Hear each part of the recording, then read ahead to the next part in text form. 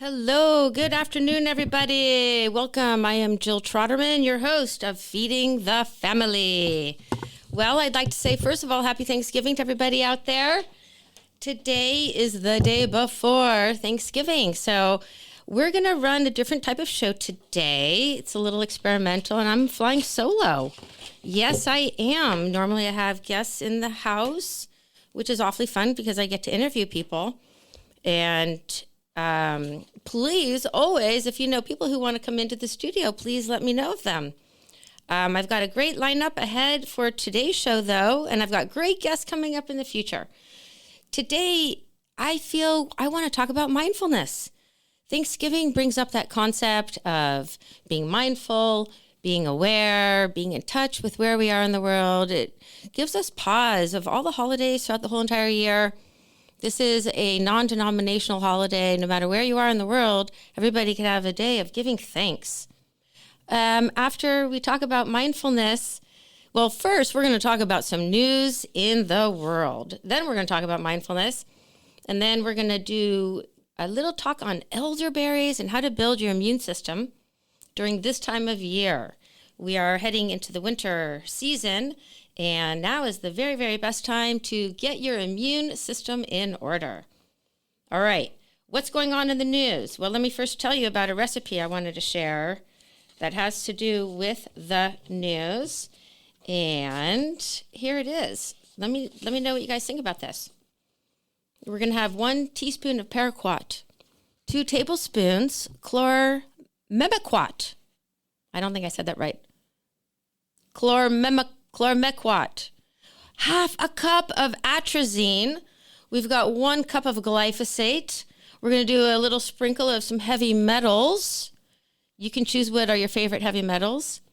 And then we've got some PFAS on top, just for some fun. And then we're just going to bake this until dead, because this is what our government now wants to allow into our food system. And I'm sorry, this is not a funny situation. It really isn't. We already have over 10,000 chemicals that are in not just our agricultural industry, but also in our cosmetics, our housewares. For instance, these PFAs were developed in the 50s, and those are the things that were on non-stick pans. Think Teflon. So our beloved leader, he wants to reverse some of these things that we've had in and add actually some more PFAs, which are known as forever chemicals. And these are really tragic because, folks, these chemicals, there's a reason they're called forever, because they're persistent in our waterways, in our air, and also in the human body. They are found in the umbilical cords of the fetuses and found in newborns. So to me, this is pretty tragic. Why would we want to add more of these chemicals onto our planet? I really can't figure out what the reason could be, except for financial gain. Meanwhile, these things cause cancer. So there's all these pushes with this. I'm sorry, I'm not into the pink ribbon business, because we know what causes cancer. So I would like everybody to call our senators and Congress to fight this. This is really a valid thing to put your time and energy into.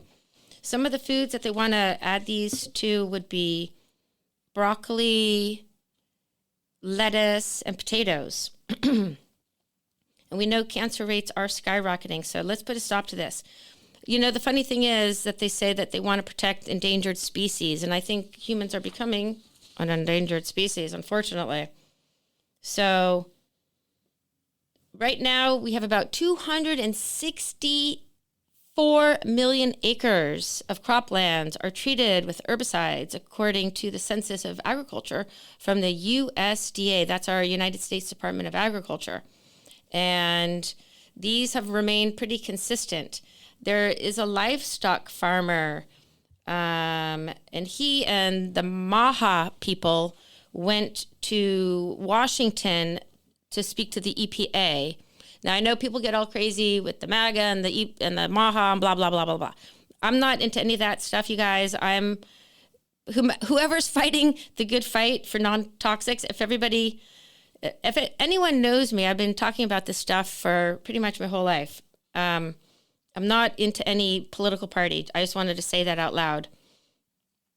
And I do believe in what the moms across America folks are doing. So that's who I wanted to address.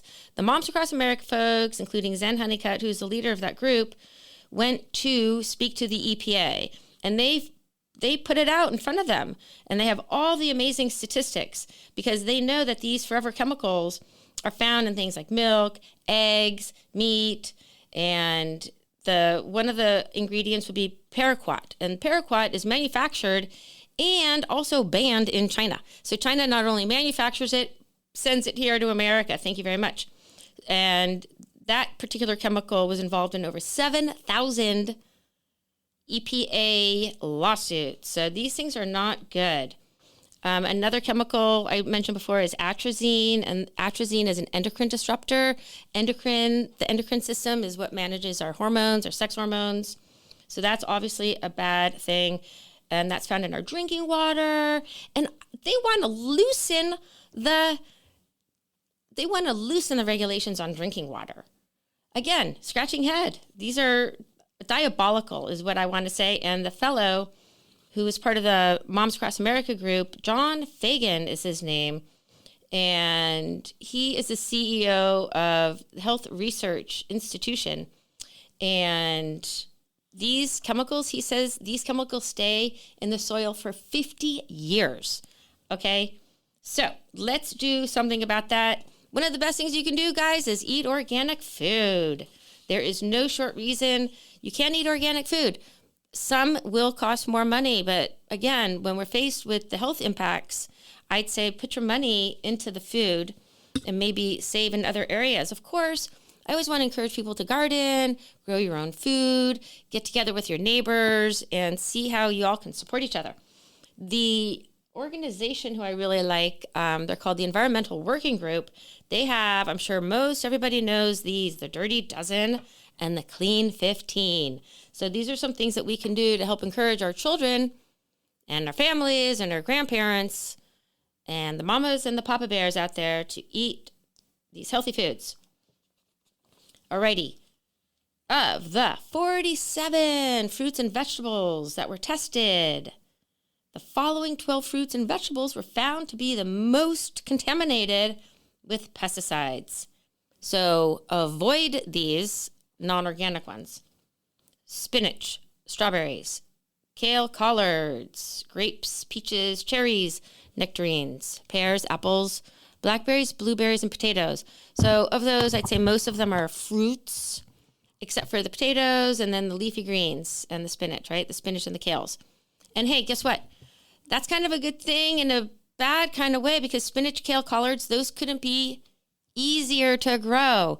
In fact, I was packing up my car to come here today, and in my driveway, I've got bricks. I've got kale coming up through my bricks. My kale is my biggest weed problem right now. And soon I will be having some different leafy greens also coming up, which is kind of funny. All right, so let's talk about the 15 clean ones. So you guys, if these are not organic, these are the ones that have the least amount of pesticides. And that would be pineapple, sweet corn, that's fresh or frozen, avocados, papaya. But papaya can also be GMO, so heads up on that. Onions, sweet peas, asparagus, cabbage, watermelon, cauliflower, bananas, mangoes, carrots, mushrooms, and kiwi. You'll probably have to make a list because who's going to remember that?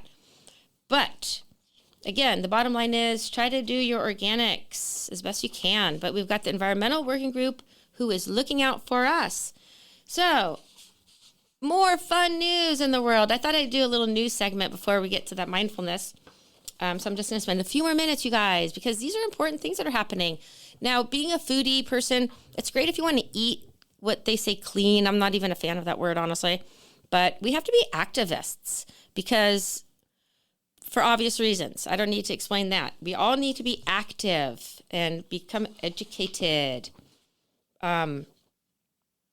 in that world. Okay, another thing that's happening is large corporations and meat packers are working to dismantle California's Proposition 12 laws, and like that across the country. And these laws are protecting independent farmers, including poultry, pig, and cattle farmers, cattle ranchers. And what's happening right now, there's a proposition, an act. It's called the EATS Act, and they want to repeal this. So basically, Prop 12 and more than a dozen other similar state laws are set. These are common sense animal welfare standards that ensure farmers meet these standards to, have good animal husbandry. And when all the farmers adhere to these standards, it's even across the board. But big corporations want to come in, like they always do, boo-hoo on them, and they want to ruin it for the little guy. And guess what? In this, we all end up as the little guy, right? Because who's eating these foods? The little guys. So from Politico, the Defeats Eat Coalition, I would look them up. These are the people who are trying to defend this Prop 12. So the Defeats Eats Coalition are supporting independent family farmers who are raising crate-free pork. And there is actually a growing demand for these kind of products. So the consumers are pushing out what they want, and then the bad guys are coming in and they're just ruining it for the rest of us. So what you can do is you can go to the Defeats Eats Coalition website. And I did that yesterday, and I signed a petition to my Congress to say that I am supporting these ranchers and farmers. And it doesn't matter if you are a vegan, a vegetarian. We want our animals to be raised healthy for our people who do want to enjoy eating them. And we also want to make it fair so these small farms can continue to exist, because I don't have the statistics in front of me right now, but family farms are on the significant decline. I have statistics. I should have brought that. I have it on my computer, but it's tragically on the decline, and other nations, foreign nations, are buying up our farmland, and individuals are buying up, corporations are buying up our farmland. So this Prop 12 is important because it sets space requirements for breeding pigs, laying hens, and calves. And it prohibits the sale of pork, eggs, and veal when those states don't meet those standards. So again, we're trying to evolve as humans to try to do better. So we want to oppose this defeating of the Prop 12. I hope that makes sense. Now, if I didn't invite everybody, but you can call in myself. If anybody has that, please do. And I will try to take your phone call. Now, another interesting topic in the world is that our children, I'm switching topics now. Now I'm going back to children and nutrition education. And we're going to go away from the ag stuff for just a moment here and get into children's health. That's been a foundation of what I've been working on my whole life. And my kids are grown up right now, but kids today are having a lot of issues, mental health issues, physical issues with obesity and weight issues and diseases and all kinds of stuff. One of the biggest issues I see in kids right now is their addiction to screens, whether it's a tablet, iPhones, iPads, gaming. It's taking over our kids' lives, and there's a big movement right now for people to go back to landlines. I think that's awesome. It's not just about convenience anymore. People can't focus. They are losing language skills. So let me read a little bit what's going on here in the news. We've got about 68% of children under 2 and 59% under 3 are using screens. Oh my gosh. I shouldn't read the news because I'm just shocked by all these stories. I mean, I do, of course, pay attention, but I'm so happy I'm not a parent of a young child right now. I hope to be a grandparent one day. So, screen time statistics reveal how parents use screens as babysitters, educators, and entertainment tools. Of course, we had TV back in the day, and way, way, way back, I guess they had radio. But things are really different, and it's that these screens and the TV shows that they're watching, they quickly go from image to image very rapidly, and it overstimulates the child's developing brain. The kids are still developing, not just till they're 23, but the first 5 years of a child's life is so important for language development, fine motor skills, gross motor skills, socialization, interactions with humans, connecting to the outer environment, climbing in their world, and their kids are just plain old not doing that. They have nature deficit disorder. So we'd say 81% of children under 13 have their own devices. So gosh, when you're 13 and you have your own iPhone, and then 59% began using screens by the age of 3. And I think one of the biggest issues right now are teachers. So if these kids are so overstimulated and then they go to school, they don't have their screens, they're acting out and throwing temper tantrums, and they're not emotionally regulated. So there was a study out of Children's Hospital of Chicago, and the statistics are kind of bad. I want to use statistics because it makes it real. 49% of parents rely on screens daily, often due to childcare challenges. Their report found that they help manage their responsibilities. And they say, the parents, that it's not just a convenience, but it's a necessity. A necessity. 1 in 4 parents say they've used screens because they couldn't afford child care. Well, what does that even mean? I hope they're not leaving them at the house alone. Maybe they're just working at their computer and they're plugging their kids in. 34% have turned to screens when they couldn't find childcare. Right. Okay, some parents also use screens to help manage behavior. So 28% confess, I'm just going to say it like that, to avoid meltdowns or tantrums. And then 3 and 4, which is 71%, use screens to manage their kids' behavior in public. And a third of those say they do that most of the time.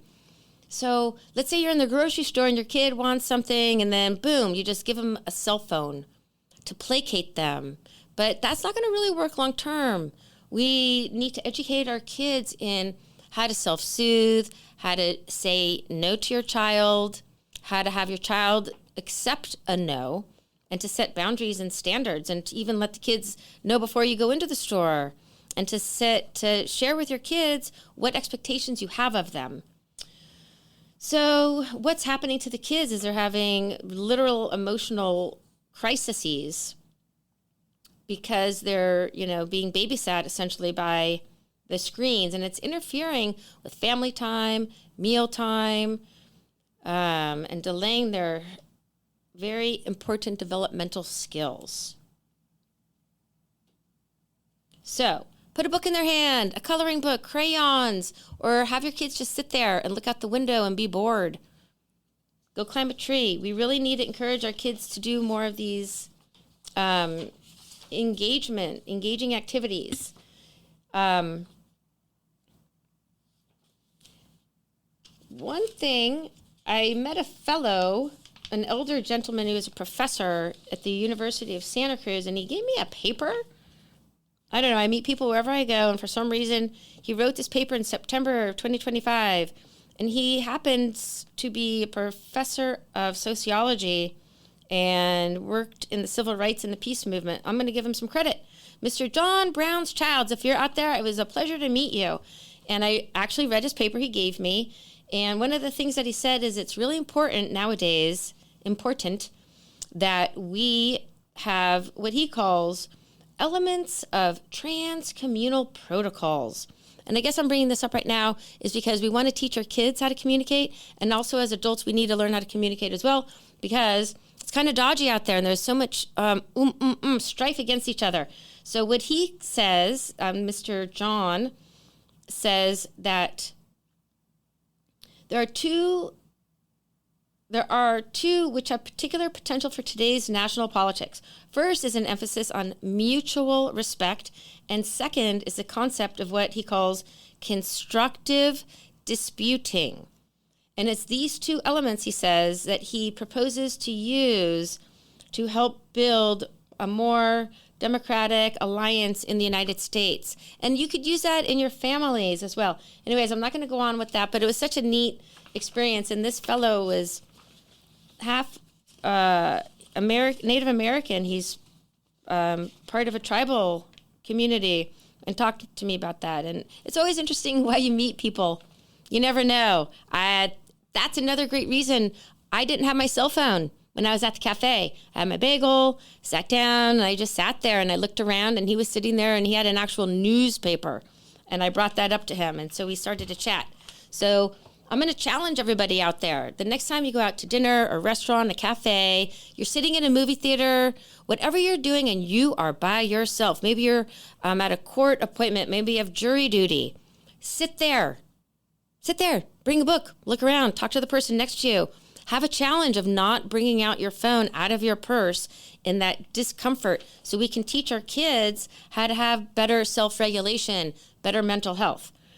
I was cleaning out some files because it just seemed like the thing to do at this time of year. It was a rainy day, and I came across this really neat little, it's not necessarily an article, it's just a little snippet out of a magazine, and it says, "Is there enough positivity in your life?"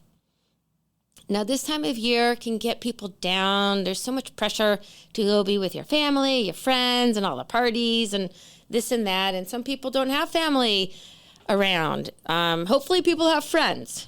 That's a definite important thing, especially for dudes, especially older dudes. Need to work on friendships and stuff like that.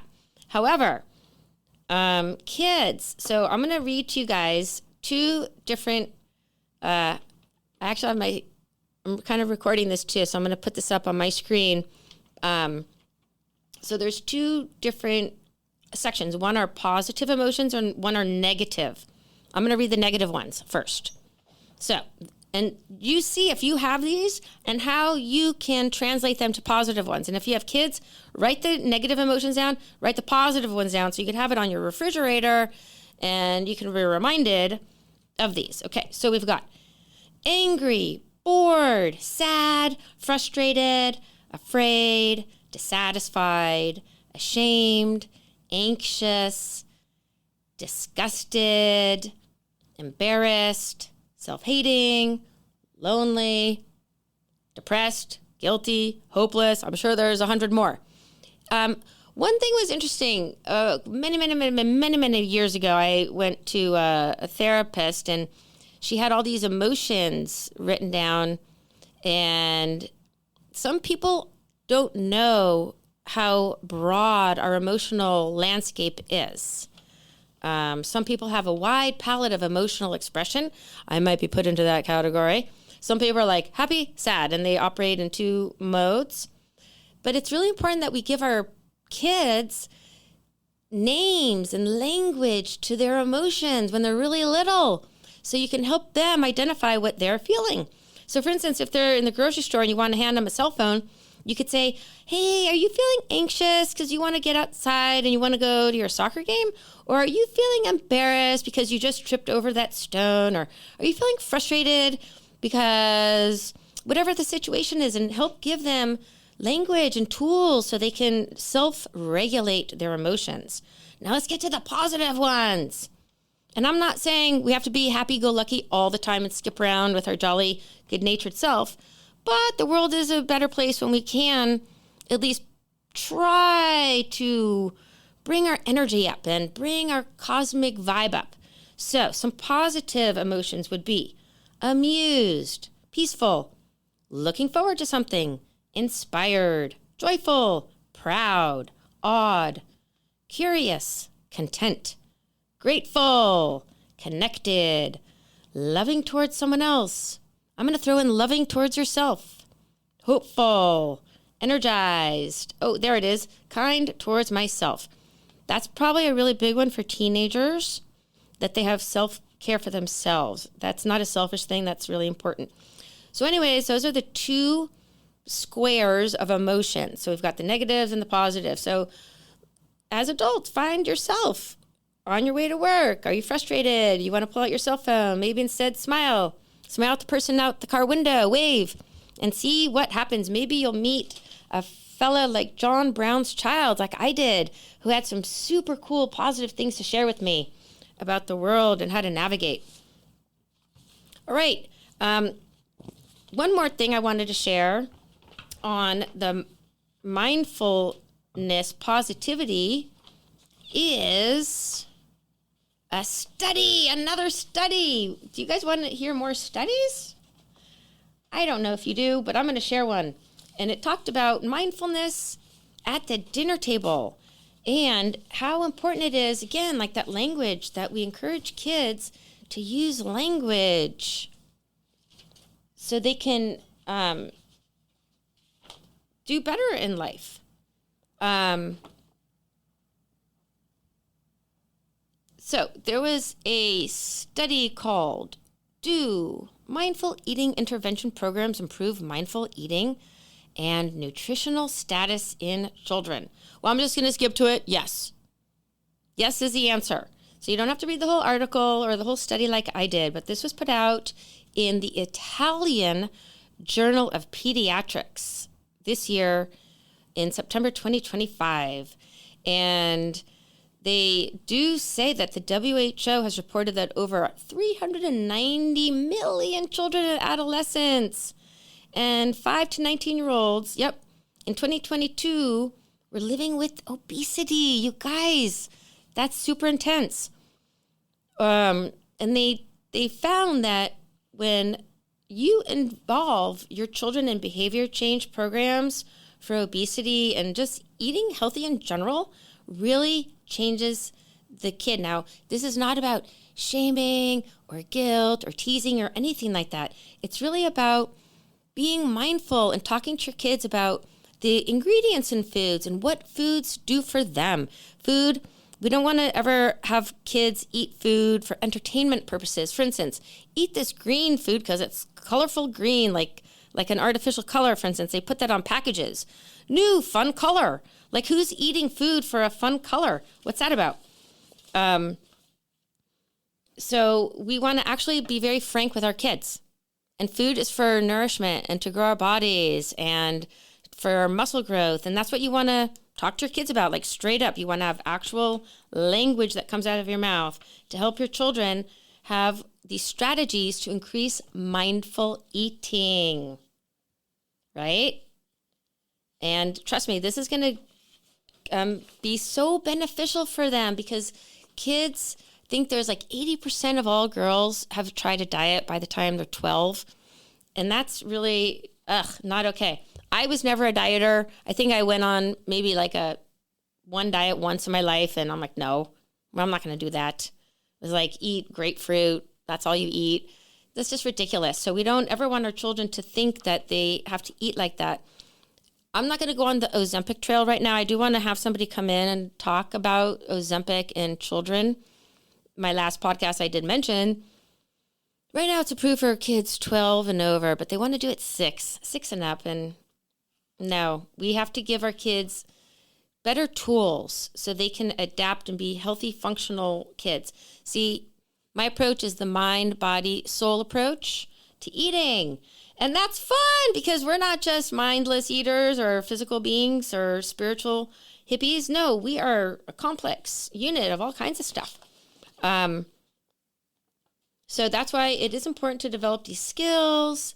And let's see what the final thing is, that they did have a subscale called mindless eating and awareness. So I guess parents out there, how often are we mindlessly eating versus mindful eating, right? Those are things we can check in with our kids. If your kids are bored, give them something to do, like fix something, go change a light bulb, clean, go out in the garden, or give them some water. Oftentimes people are thirsty when they think they're hungry. All right, you guys, we are going to take a short break because I'm just rambling on here. Solo Jill fly in on feeding the family. And we are streaming live from Santa Cruz Voice, santacruzvoice.com, and I will be right back in a couple of minutes. Hello, everybody. Jill Troderman here with Feeding the Family. I'm rolling solo today, so thanks for joining me. I appreciate your attention, and I'm always open to hear what you want to learn about and what kind of guests you want me to have on the show. We're streaming live from Santa Cruz, California. And I'm here talking today about mindfulness. We talked a little bit about pesticides and what you can do to be an activist in your food world. Also, how you can support your kids on getting off of the cell phone addiction. I know I have my own little ish to work on. Okay, now I want to switch gears a little bit, you guys, and get into immune building. Now, holiday times are coming. We're going to be around a lot of our loved ones, hugging and kissing and eating and drinking and having a great time. So before you get sick, now is the best time to boost your immune system. I'm going to share with you guys a recipe about making elderberry syrup. It couldn't be easier, but medicinal herbs are really a fantastic way to incorporate into your health routine because they can actually help build your system, your nourishment, your adrenal glands. They can help detoxify your liver, help support your lungs, help support your digestive tract, and herbs have been used around our planet for thousands and thousands of years. There's a Chinese proverb that says, "The man is not sick because he has an illness. He has an illness because he is sick." So we do know that herbs are effective, they're affordable, they're easy to use, and they're certainly easy to grow and absolutely easy to make at home. You can make them as tinctures, use them as teas, and certainly there's millions out there in the marketplace. I've got lots of recommendations. Anyone can just hit me up. In fact, Benedictine Herbs, they came into my studio, and they're a fabulous manufacturer. I just gave you guys a little shout out. Okay. So I became fascinated with plant medicine years and years ago, and I do love to use these herbs. And I did get a cold the other day, and I should have heeded my own warning. So here's my warning to myself and to everybody else. Make your elderberry syrup today. Now, elderberries, they've already bloomed, and they've already made their fruit, and the trees right now are losing their leaves. So you either have to get them dry or maybe you've frozen your berries. So let's pretend you have frozen berries in the freezer like I do, and I'm going to make them this weekend. Before I get into the whole thing about elderberries, I did want to share a few other herbs that are really wonderful to have in your medicine cabinet to build your immune system, to respond to bacterial infections and microbes and all that kind of stuff. So other ones like adaptogenic herbs. Adaptogenic herbs are things like licorice, ashwagandha, rhodiola. Now these are things that help build up our central nervous system.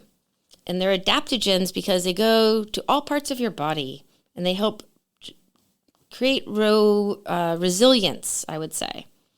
Those you can take all year round. Then there's other herbs that you want to take as a preventative before you get sick. And that would be things like echinacea, astragalus, and eleuthero. That would be eleutherococcus. So those are some really strong, pungent herbs that are going to help prevent illness.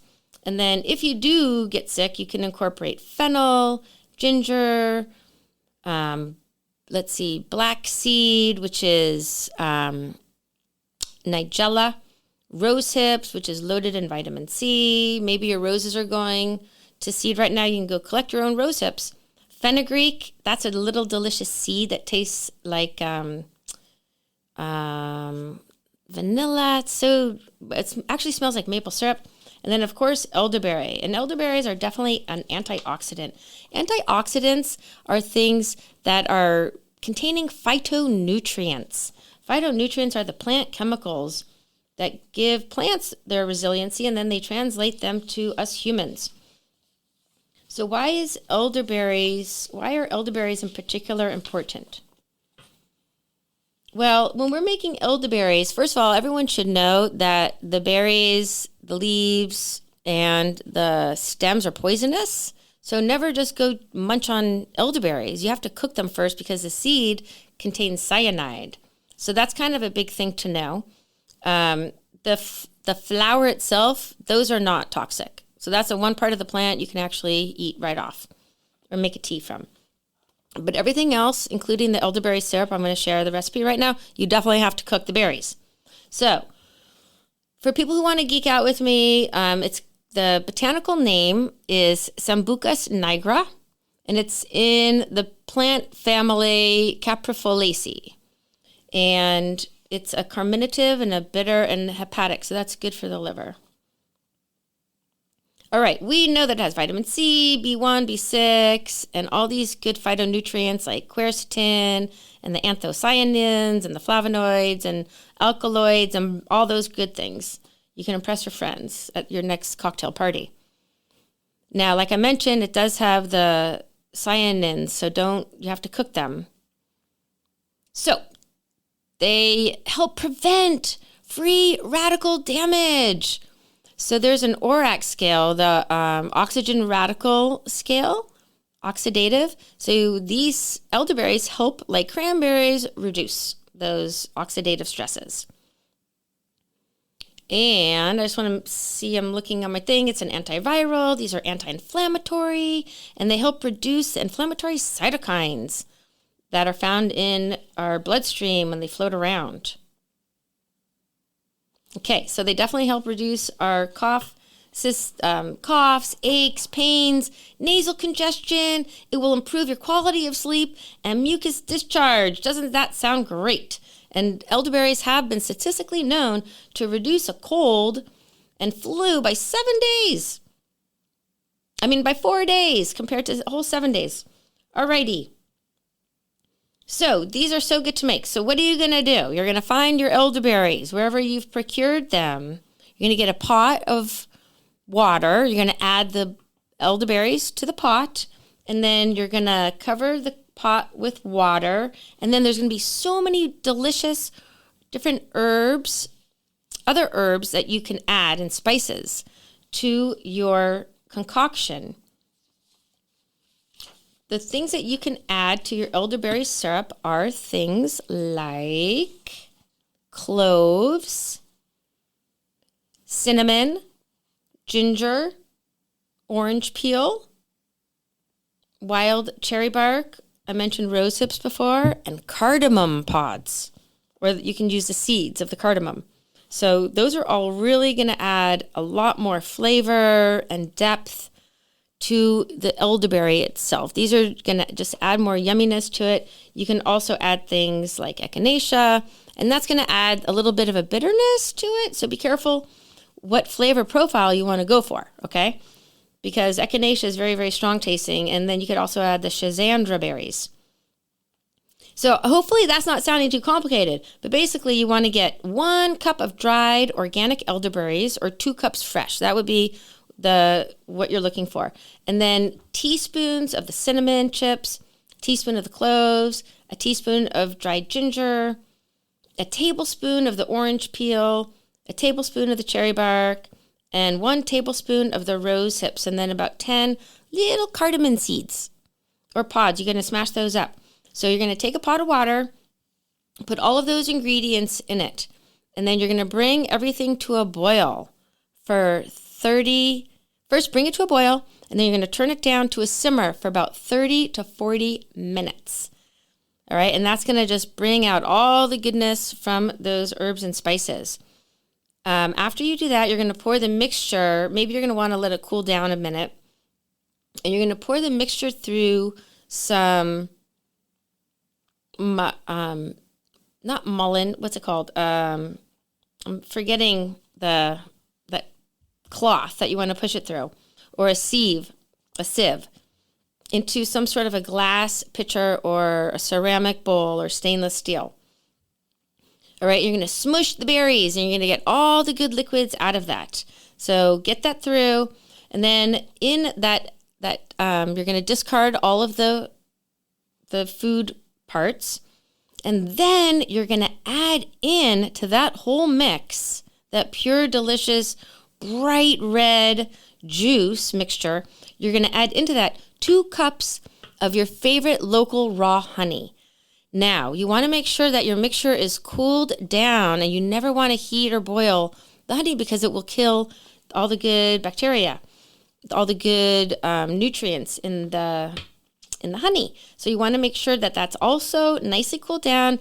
And what the honey is going to do, it's going to add a little sweetness to it, and it's also going to act as a preservative. So once you have all that, you can pour it into individual jars. And that should make about 5 cups of syrup, enough to fill up a quart. And you can share this with your family and friends. And for an extra little holiday fun, you can definitely add some brandy to it, because that will be a fun thing to add. So elderberries are a really fabulous plant, and they're quite the trick to harvest. If anyone's ever harvested elderberries, drop me a line and tell me how you clean up your berries, because it could take many, many, many hours just to clean them up. They come with all these little branches, and then you have to wash them and let the fresh ones float. I mean, the good ones sink to the bottom, and you want to skim the old ones off, and then there's bugs. It's really quite the process. So if you have an elderberry tree, you're totally blessed. It's a really sacred tree to have in your yard. And by the way, they are easily, you can propagate them. So that's another class that I could teach you on, how to make elderberry cuttings. Because elderberries are one of those plants that I think everybody should have because of the elderberry syrup and the amazing health benefits that elderberries provide. What other things can you do with elderberries? Well, you can also make elderberry gummies. I mean, who doesn't want that? Maybe you could add some THC or CBD into those elderberry gummies and have a double hit of good stuff for inflammation. So if you're going to make that, you take your elderberry syrup and then you add some gelatin powder. And then you want to add hot water to that. And then you pour this mixture into a silicone tray, like a mold. And then you have your little gummies with elderberries. And that's a fabulous thing to give to your kids. And there's really hardly any sugar in that, just a little bit of honey, right? So kids are really going to love that. And then elderberry, I mean, not with the CBD though, okay? Just wanted to qualify it. I mean the THC. And then the elderberry jam. That's another fabulous, delicious treat that you can add to your meals. So you're going to get these antioxidants with your breakfast. And that, again, is made with pectin. So you're going to do elderberries with water, lemon juice, pectin, and honey. And that's a really fabulous thing also. So you can get all your great antioxidants and your wonderful treats. So those are some of the things I wanted to share with you guys today. If anybody wants to call me on my cell phone, if they want to share anything else, I'm happy to hear. There is a proper line at some point. I will figure out how to do that through the computer, and I could take real calls because not everybody in the world has my cell phone, thank God. But it would be fun to get callers so I can see what you guys are thinking about and what you want to hear about. You can, of course, what I want people to do is like, subscribe, and sign up for my podcasts. Now, I'm streaming from santacruzvoice.com. We don't have right now an email list, but I want to get that going so we can gather everybody's emails. In the meantime, you can go to my website, which is jilltroderman.com, or you can find me at santacruzholisticnutrition.com. And that is where you will find my blogs. I have upcoming classes and all kinds of stuff. But I will be back in 2 seconds. We have one little message to play. Hey, Mr. Turkey, your working days are done. It's Thanksgiving, the table's set for fun. As we count our blessings one by one. Happy holiday, Thanksgiving holiday. from all of us to you. Happy Thanksgiving from Santa Cruz Voice. Okay, wasn't that fun? So we have a fun crew here at Santa Cruz Voice. We've got about 40 different podcasters, and I am blessed one of them. It's really a fun gig that I have and I get to do. Okay, before we end our show today, I wish everybody a happy, healthy, vibrant Thanksgiving. And next year is upon us before we know it. And my mission is to support you, your children, your families in eating healthy and having good mental health, physical health, and spiritual health. So I like to do the whole mind, body, soul approach to eating. And I would like to incorporate that into people's education, into school systems. And if you will engage me for another few minutes, I wanted to share with you guys this food tree model I have created. The food tree rivals the United States food plate. I'm just going to say it. I would like my food tree to be incorporated into schools around the United States. It incorporates the 3 macronutrients based on my 5 food groups. So the macronutrients everybody needs to eat are proteins, carbohydrates, and fats. And I'm saying people are super confused about what to eat. If you've been to the grocery store recently, which I'm sure most everybody has, you could see those aisles. Aisles and aisles are filled with all kinds of not healthy foods. When kids get stuck on these things, on white foods, it becomes addictive. Throw in the cell phones and all this, and I just feel for the parents out there. I want to be able to support you in teaching you as parents how to teach your kids how to eat healthy. I have an upcoming class. It's 6 weeks, and it starts in it starts next year, January 20th. And it's going to run for 6 weeks. As I mentioned, it's an hour and a half each time. And we're going to go through the 5 food groups. And also I'm going to talk about the nutrition vampires, which I'm going to talk about. I'm going to read those to you guys. And the reason parents are confused because our food model sucks. It is. It's corrupt. It's bought out, obviously, by big ag, big food, big pharma. They don't care about you. They don't care about what you're eating. They don't care about the quality of the food. So guess what? You have to take it into your own hands. And I want all of us to fight our school systems and to try to get the food tree in as a really healthy model of eating. Did you know that 50% of all schools have fast food restaurants in them? That's what our kids are eating, and they're facing that. It's not fun for a kid to have to face that decision if that's what their food choices are. So come to my class. You can learn. You can even bring your kids. There's no short reason an older child could not attend with you. So I'm going to go over the 5 food groups. So my 5 food groups, you guys, are proteins are the roots of the tree. The trunk represents whole grains. So I like to teach the kids that their trunk of their body is like a tree. You want it to be strong yet flexible. And then the branches of the tree represents healthy fats. And sorry if everybody's heard this from me a million times. I'm just going to say it one more time. So the fats, we have fats on every cell of our body is made up of fat. Our cells. So fats are an incredibly important food group.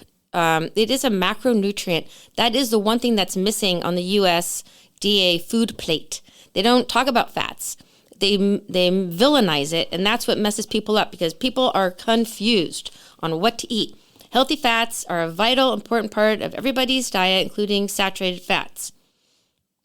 And also on my food tree, the canopy of the tree are the fruits and the vegetables. So the vegetables represent the leaves, and then the fruits are the fruits. So I teach kids, when your kids eat all of their foods, they are vibrant enough to make fruit. It's a metaphor, right? So it is a gift that you can give not only to yourself, your family, and you give it to our community. It's up to each one of us to do our best to make this world a better place. So please join me and make that effort happen. January 20th through February 24th, the classes are on Zoom and they start at 10 a.m. and they run to 11:30 a.m. So it's just an hour and a half, 6 weeks. You're going to pretty much learn everything you need to know.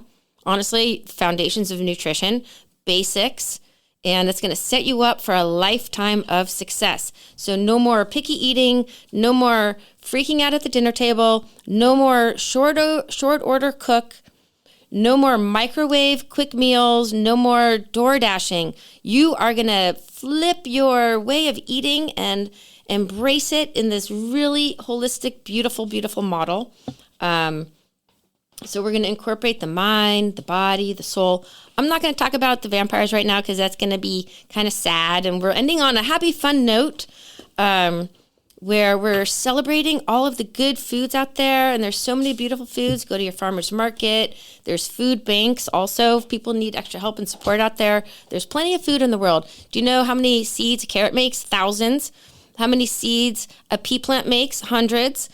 How many seeds a kale plant makes? Enough that my whole entire driveway is filled with kale and collard plants coming up through my cracks. So the planet is abundant. We are abundant. We are a loving human race. And I just want to say again, happy Thanksgiving and sending so much love out into the universe. Okay, big hugs, and I'll catch you guys next week.